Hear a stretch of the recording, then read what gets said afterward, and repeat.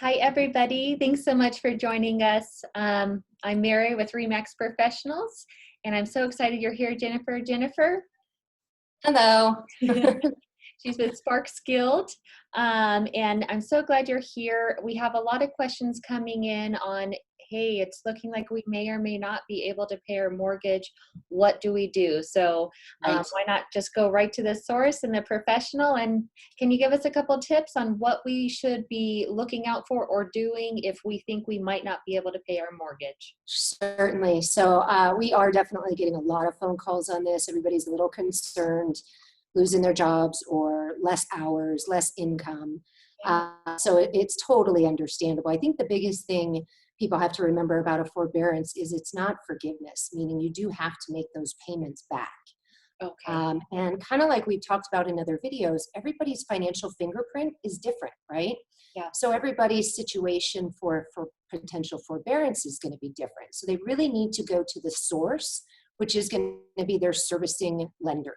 So to give you an example, if you can make your payments, please do so. That'll be the best. You won't get behind on them or have to potentially kick the can down the road where you have to come up with those funds again. But most importantly, reach out to your servicer. So if you're with Guild Mortgage, you can go to our guildmortgage.com website. There are instructions right on the website there on how to apply for a forbearance. Okay. You can call, you can fax it in. I think you can even email the request in. But it walks you through the forbearance request process. But again, a forbearance in accordance with the CARES Act, it's not a forgiveness. So there are going to be some payments that have to be remade. And those are really the questions you want to ask the servicer: what the timeline is, when do they have to be paid, what happens if I can't pay them when they're due.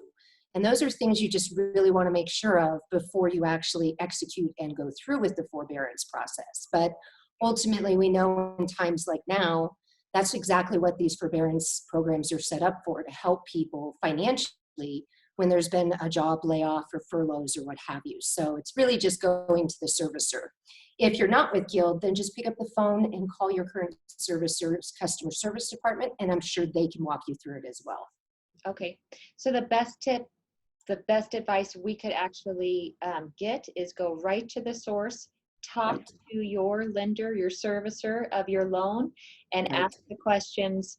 If I can't pay, how can we do this? And what would that look like at the end of that time? And what is that time I need to pay it all back? Or Right. each one's different. So each one's Right. got a different answer. We can't give We every can't. answer out there, but really just go to No. the source, ask the questions of, can I have help? What will that look like? And if you guys are comfortable with what that would look like to pay that back.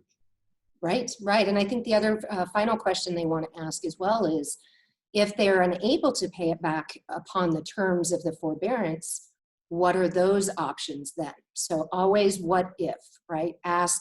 It's better to know before you get into it than later on.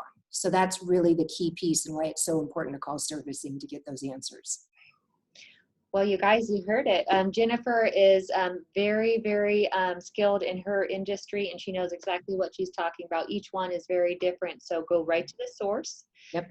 Ask if you can have help, but most importantly, what that would look like in the what if event. How would that affect you guys?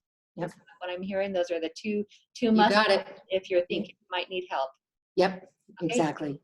Sweet and short, but right to the point, and they will give you their answers, and I'm sure that the lines are busy, so don't give up. Call more than once and Right. make sure you get those answers so that you get the help you need. If Exactly. we want to reach out to you, Jennifer, how would they get a hold of you to talk about a couple things that they might have going on? Best way to reach me is my cell, which is 775-338-5059. Okay.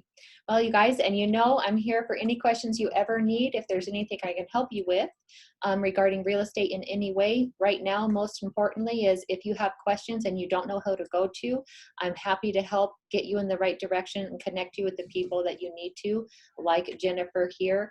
775-682-1973. I think most importantly right now, everyone's just really wanting to make sure you guys are informed, but we can't put a lot of information out there that might not apply to everyone, because right now everything's so fingerprint like. Everything's Yeah. different on each person. So we really want to help you. Reach out to either one of us and we will get you pointed in the right direction to help you along your way. Thanks so much, you guys. Thank you so much, Jennifer. Thanks, Mary. Have a great day.